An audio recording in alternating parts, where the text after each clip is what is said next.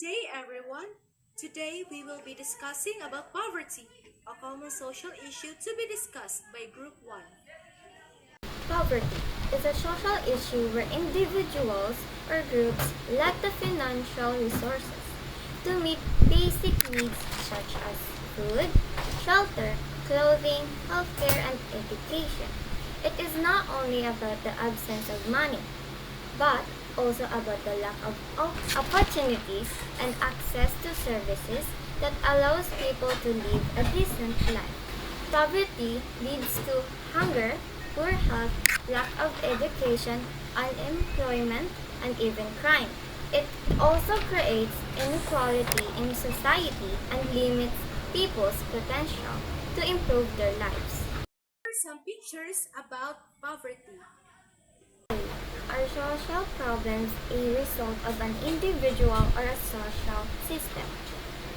Poverty is mainly the result of a social system. Through individual actions can also play a role. On the individual level, poor financial decisions, lack of skills, or personal struggles can contribute. But on the system level, factors like unemployment, corruption, unequal distribution of health, poor education systems, and lack of social support make poverty widespread. Therefore, poverty is more of a systemic problem than just an individual one. Who defines social problem? The powerful, the affected, those who don't know they have a problem. The powerful, government, business leaders, media often define poverty based on economic statistics like income or minimum wage. The affected define poverty based on lived experiences like not being able to afford food, school, or medicine. Those who don't know they have a problem may not recognize poverty as structural. They may think it's only normal life. In reality, poverty is defined differently depending on perspective, but the voices of the affected should be given more weight. C. If most deviants are victims of social problems, when should we blame them for their actions? In case of poverty, people living in poverty may sometimes turn to thief, crime, or begging for survival. While these actions may be harmful, they often happen because society has failed to provide fair opportunities. We can hold individuals accountable when they deliberately harm others or exploit situations.